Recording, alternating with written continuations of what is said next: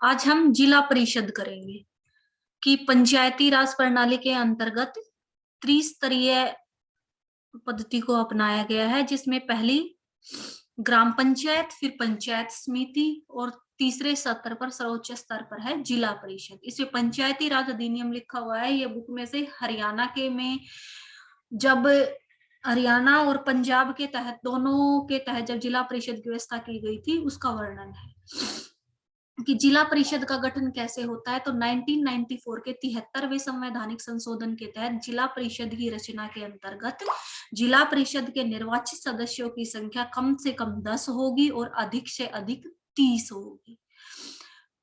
और दूसरा, सदस्यों का कैसे डिस्ट्रीब्यूशन होता है, 40,000 की जनसंख्या के ऊपर एक प्रतिनिधि का चुनाव किया जाता है।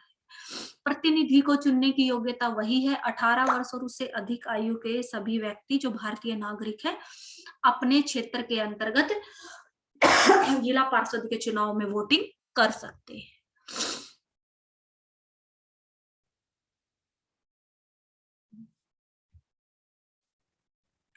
उसके बाद प्रत्येक जिला परिषद में निर्वाचित सदस्य जितने भी होते हैं, 40,000 जनसंख्या पे एक प्रतिनिधि का चुनाव किया जाता है। जिले की जनसंख्या पे, डिस्ट्रिक्ट की पॉपुलेशन पे डिपेंड करता है कि वहां जिला परिषद में कितने सदस्य हैं निर्वाचित। जो निर्वाचित सदस्य होते हैं उनमें से कुछ स्थान अनुसूचित जातियों, जनजातियों और महिलाओं के लिए 1/3 स्थान आरक्षित रखे गए हैं।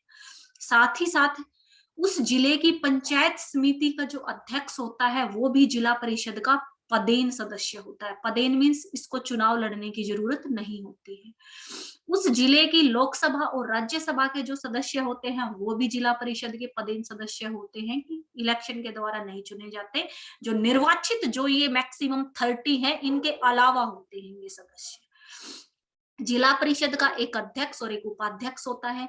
जब 73वां संवैधानिक संशोधन लागू किया गया, तब अध्यक्ष और उपाध्यक्ष जिला परिषद के सदस्यों की प्रथम बैठक में उन्हीं में से चुने जाते थे। लेकिन वर्तमान में जिला परिषद के अध्यक्ष को भी निर्वाचित किया जाता है, चुनाव के माध्यम से जीत कर आता है। मेयर, जिस अध्यक्ष को मेयर बोला जाता है, जिला परिषद के अध्यक्ष को, तो मेयर का भी इलेक्शन होता है। फिर आती है जिला परिषद का सदस्य बनने के लिए योग्यताएं क्या क्या है। तो पहली योग्यता, भारतीय संविधान के अंतर्गत कोई भी राजनीतिक पद प्राप्त करने की है। भारत का नागरिक हो, चाहे जन्मजात चाहे अर्जित नागरिकता हो, वह गांव का निवासी हो। गांव का निवासी मीन्स यहाँ गांव का निवासी के साथ साथ वो डिस्ट्रिक्ट के अंतर्गत आता हो, उस क्षेत्र का निवासी हो, वो जिस डिस्ट्रिक्ट से जिला पार्षद जाना चाहता है। उसकी एज 21 वर्ष हो, किसी स्थानीय सरकार, राज्य सरकार, केंद्रीय सरकार का कर्मचारी न हो, किसी लाभ के पद पर न हो, पागल व दिवालिया न हो। फिर आता है कार्यकाल। तो 73वें संवैधानिक संशोधन के तहत जिला परिषद का कार्यकाल 5 वर्ष निर्धारित किया गया है, लेकिन 5 वर्ष पूर्व भी इसे भंग किया जा सकता है या इस जिला परिषद के सदस्यों की सदस्यता समाप्त हो सकती है।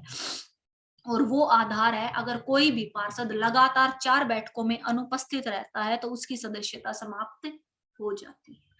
इसी के साथ साथ राज्य सरकार परिषद में अयोग्यता या भ्रष्टाचार या जिला परिषद ढंग से काम नहीं कर रही होती है, तब भी राज्य सरकार उसके 5 वर्ष के कार्यकाल से पूरी की पूरी जिला परिषद को भंग कर सकती है। दोबारा 6 महीने के अंदर उसके इलेक्शन कराए जाएंगे।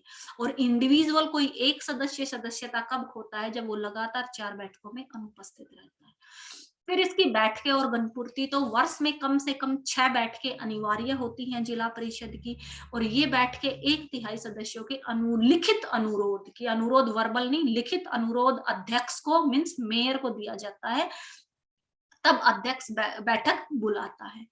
और बैठक में 1/3 भाग या विशेष बैठक के लिए कुल सदस्यों की हाफ स्ट्रेंथ उपस्थित होनी अनिवार्य है। कि किसी विशेष मुद्दे पर जब अध्यक्ष बैठक बुलाता है तो 20 हैं उस जिले में पार्षद, तो 10 पार्षद उपस्थित होने अनिवार्य है, तभी बैठक संभव हो पाएगी। आम बैठक जो साल में 6 साधारण बैठकें होती हैं, उनमें 1/3 सदस्य उपस्थित होंगे, तभी बैठक लेंगे।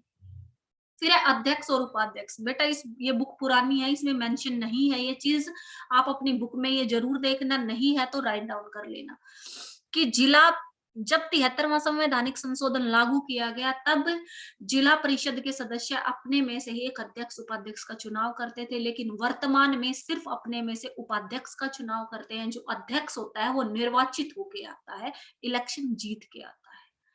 फिर है सचिव। तो सचिव जिला परिषद के निर्णयों को लागू करने के लिए या उसकी बैठकों में जो भी कार्यवाही होती है शासन संचालन के लिए, अध्यक्ष के बाद सचिव की भूमिका सबसे महत्वपूर्ण होती है। सचिव के माध्यम से ही सभी कार्यों का निष्पादन किया जाता है। फिर आती है जिला परिषद की स्थायी समितियां, कि जिला परिषद अपने कार्यों को निरूपित करने के लिए कुछ समितियों का गठन भी करती है, जैसे योजना और वित्त समिति। योजना, 5 साल के टेन्योर में जिला परिषद ने कौन कौन सी योजनाएं बनाई, कहां से उसे फंड मिला, उस फंड को कहां कंज्यूम किया गया। उत्पादन कार्यक्रम का मतलब है श्रमिकों को रोजगार कितना प्रदान किया गया और उसके अंतर्गत कौन कौन सी योजनाएं लागू हुई। समाज कल्याण, कौन सी लोक कल्याणकारी योजनाएं लागू की गई कि महामारी के दौरान जिले की परिषद ने कुछ ऐसे प्रबंध किए अस्पतालों को या कोई भी और सुविधाओं का। निर्बल वर्ग कल्याण समिति का मतलब है कमजोर वर्गों के कल्याण के लिए, उनको रोजगार देने के लिए, भत्ता देने के लिए समिति का गठन किया जाता है। शिक्षा और स्वास्थ्य, कोई भी महामारी जब आ जाती है या फिर बच्चों की सार्वभौमिक अनिवार्य निःशुल्क शिक्षा के प्रबंधन का दायित्व भी जिला परिषद समिति गठन करता है इसके लिए। उसी के साथ साथ हर जिले में ये नहीं है कि जिले का मतलब हो गया कि अब रोहतक डिस्ट्रिक्ट है तो एक रोहतक सिटी, नहीं, रोहतक डिस्ट्रिक्ट के अंतर्गत गांव भी हैं कि तो वहां की जो कृषि प्रमुख उद्योग धंधा है या कोई और उद्योग धंधा है उसका निरीक्षण रखने के लिए एक समिति का गठन किया जाता है जिला परिषद के द्वारा। अब जिला परिषद काम क्या क्या करता है, तो जिला परिषद जिले के सामूहिक विकास के लिए सभी कार्यों का समायोजन या समन्वय जिला परिषद द्वारा किया जाता है। जिला परिषद पंचायत समिति के बजट का निरीक्षण करता है, उसे स्वीकृति देता है। पंचायत समिति के सारे कार्यों पर निगरानी या निरीक्षण करना है, किसी काम से संबंधित परामर्श देना या आदेश देना पंचायत समिति को, ये काम भी जिला परिषद करता है। पंचायत समिति ने कोई विकास योजना बनाने के लिए कार्यान्वित करने की सिफारिश भी वो जिला परिषद को देता है। पंचायत समिति कोई भी विकास योजना या जिले में किसी विकास योजना को लागू करना है, ये काम भी जिला परिषद करता है। जिले के सारे गांवों में चाहे राज्य सरकार चाहे केंद्र सरकार ने कोई योजना लागू करने का प्रावधान किया है तो गांवों के विकास के लिए उन योजनाओं को लागू करवाना जिला परिषद का काम। फिर सरकार किसी भी योजना को लागू करने का उत्तरदायित्व तो दे भी सकती है जिला परिषद को, और जिला परिषद का ये उत्तरदायित्व तो होता भी है हमेशा। फिर जिला परिषद ग्रामीण जीवन को विकसित और जीवन स्तर को ऊंचा उठाने के लिए भी अनिवार्य कदम उठाता है, जैसे गांव के लोगों की मूलभूत आवश्यकताओं की पूर्ति करता है। मूलभूत आवश्यकताएं अच्छी सड़कें, पीने को स्वच्छ पानी, अस्पताल की सुविधा, स्कूल की शिक्षा की सुविधा, ये सारी सुविधाएं प्रदान करना जिला परिषद का उत्तरदायित्व। फिर इन सब कामों को पूर्ण करने के लिए जिला परिषद को फंड कहाँ से मिलता है, कि पैसे कहाँ से होते हैं, जिला परिषद के आय के साधन क्या है कि वो सारी योजनाएं लागू करवा पाए। तो जो लोकल टैक्सेस होते हैं, लोकल टैक्सेस का मतलब है डिस्ट्रिक्ट की मार्केट का जो टैक्स, मार्केट है जैसे रोहतक सिटी में मार्केट है, मार्केट से जो टैक्स मिलता है, दुकानों से मिलता है, दूसरे और चार्जेस होते हैं इसी तरह के, कि जिले के अंतर्गत जो सुविधाएं हैं उन सुविधाओं को प्रदान करने के एवज में जिला परिषद कुछ शुल्क ले सकती है लोगों से, जिसे लोकल टैक्स कहा जाता है। फिर जिला परिषद को सरकार की आज्ञा से कुछ धन पंचायतों से भी ले सकती है, कि गांव पंचायत समितियों को सुविधाएं दे रही है तो पंचायतों से भी कुछ लेती है शुल्क। राज्य सरकार भी जिला परिषद को प्रति वर्ष धन प्रदान करता है योजनाओं को लागू करने के लिए। जिला परिषद की अपनी संपत्ति मीन्स जैसे गांव में पंचायती जमीन होती है, इसी तरह डिस्ट्रिक्ट की भी कुछ, जैसे कचरे के निपटान के लिए या कोई दूसरी सुविधा जो डिस्ट्रिक्ट में जो को दूसरी संपत्ति है उसको किसी दूसरे को प्रोवाइड करते, कोई फैक्ट्री वगैरह स्थापित होती है तो उसका टैक्स। जिला परिषद सरकार की अनुमति से ब्याज पर धन उधार भी ले सकती है, कि दूसरे डिस्ट्रिक्ट से या राज्य सरकार से इंटरेस्ट पे पैसा मिल जाता है। फिर केंद्र सरकारों द्वारा जिला परिषद को भी धन प्रदान किया जाता है। और लास्ट है अखिल भारतीय संस्थाओं द्वारा भी कुछ कुटीर उद्योग, सहकारी समिति, एनजीओ जिला परिषद को अनुदान देती हैं, डोनेशन देती हैं।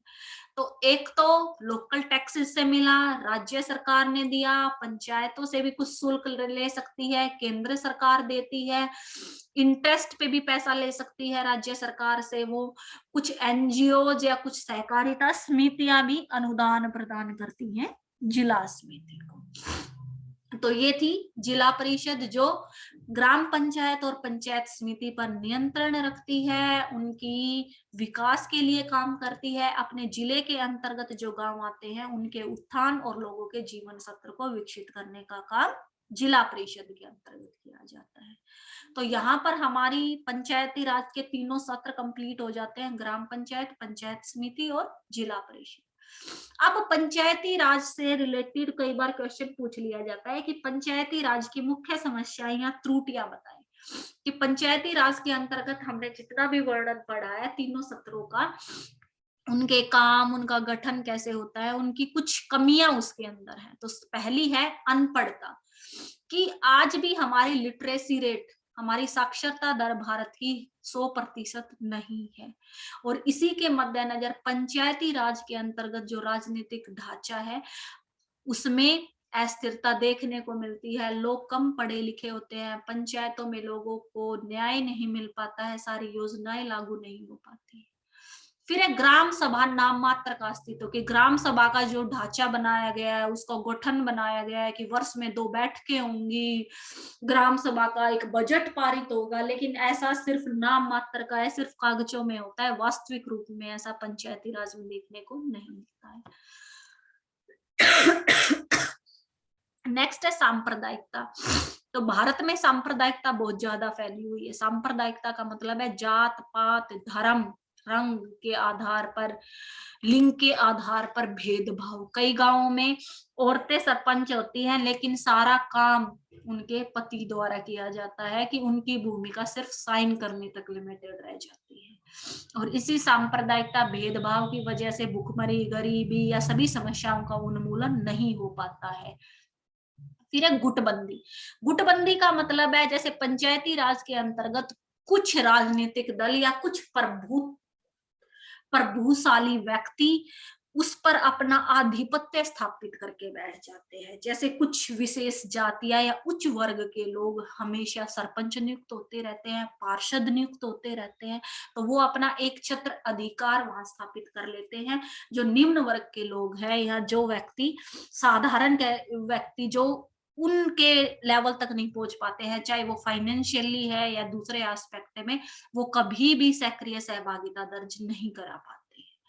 फिर है धन का अभाव, कि पंचायती राज की संस्थाएं सारी कल्याणकारी योजनाओं को लागू क्यों नहीं करवा पाती, उसकी सबसे बड़ी कमी है इनको किसी भी योजना के लिए अगर पैसा चाहिए होता है तो ये राज्य सरकार और केंद्र सरकार पर निर्भर होती है। इनके पास खुद के आय के साधन बहुत सीमित हैं। जैसे हाउस टैक्स है जिले के अंतर्गत, गांव के अंतर्गत, लेकिन वो राज्य सरकार के पास एकत्रित होता है, उसको पूर्ण रूप से पंचायती राज संस्थाएं यूज नहीं कर सकती।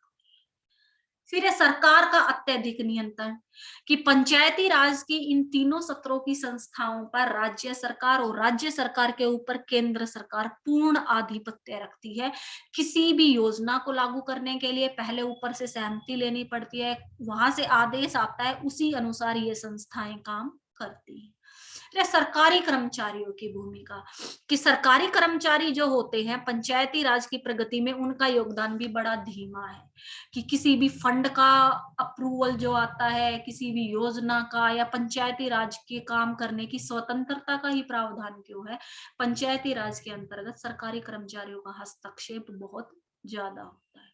फिर है गरीबी, कि इन स्वशासित संस्थाओं की गरीबी का कारण है लोगों की गरीबी, की भारतीय जनता का गरीबी रेखा से नीचे जो लोग हैं उनकी स्ट्रेंथ बहुत ज्यादा है। गरीब आदमी जो अपना पेट नहीं भर सकता, वो कभी भी अपने गांव की या सामूहिक कल्याण के विकास की बात सोच ही नहीं सकता है। अब ये सारी कमियां जो पंचायती राज प्रणाली के अंतर्गत देखने को मिलती है, इनको दूर करने के उपाय क्या क्या है, और इनमें से कुछ उपाय किए भी गए हैं। व्यवहारिक रूप में। जैसे फर्स्ट है शिक्षा का प्रसार, कि स्थानीय संस्थाओं को अगर सफल बनाना है तो शिक्षा का प्रसार होगा। इसीलिए प्राथमिक सत्र की सार्वभौमिक और निःशुल्क शिक्षा का प्रावधान भारत ने किया है, और न्यू एजुकेशन पॉलिसी में ये माध्यमिक स्तर तक हो जाएगी। और इसीलिए अब पंचायती राज प्रणाली में ग्राम पंचायत के स्तर तक किसी भी व्यक्ति को ग्राम सरपंच या ग्राम सभा का सदस्य बनना है तो उसके लिए एजुकेशन कंपलसरी कर दी गई है 8th क्लास तक की। अनुसूचित जाति जनजाति के लिए 5th क्लास तक की वो यही प्रावधान है कि पंचायती राज के अंतर्गत जिन व्यक्तियों का चुनाव हो, जो व्यक्ति निर्वाचित होके आए वो पढ़े लिखे हो, प्राथमिक शिक्षा तो जरूर हासिल कर रखी हो।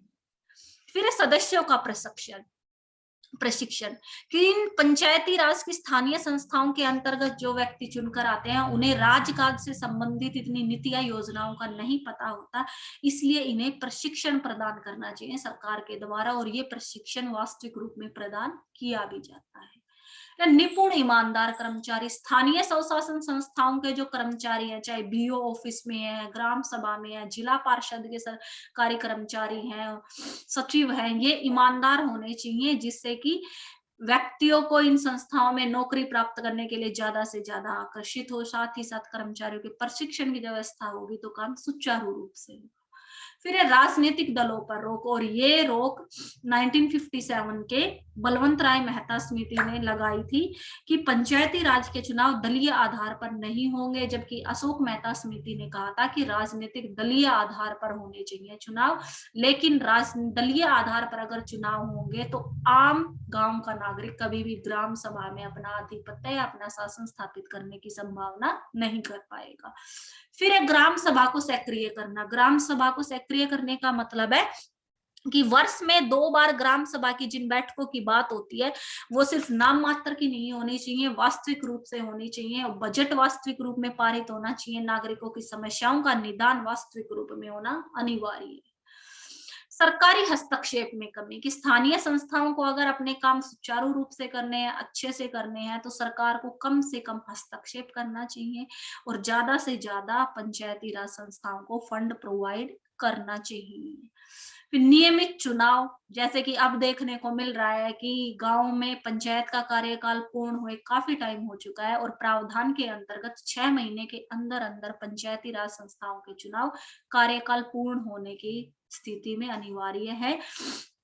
लेकिन राज्य सरकार या राज्यों की विधानसभाएं और लोकसभा के चुनावों की तरह इनको भी अनिवार्य बनाना चाहिए। ये नहीं कि राज्य निर्वाचन आयोग के द्वारा उनके टाइम बाउंडेशन को एक्सटेंड किया जाता रहता है लगातार, कि चुनाव नहीं संभव है, या फिर जो प्रणाली चल रही है वो ठीक है, जो है जिसका शासन वो ठीक है, ऐसा नहीं होना चाहिए।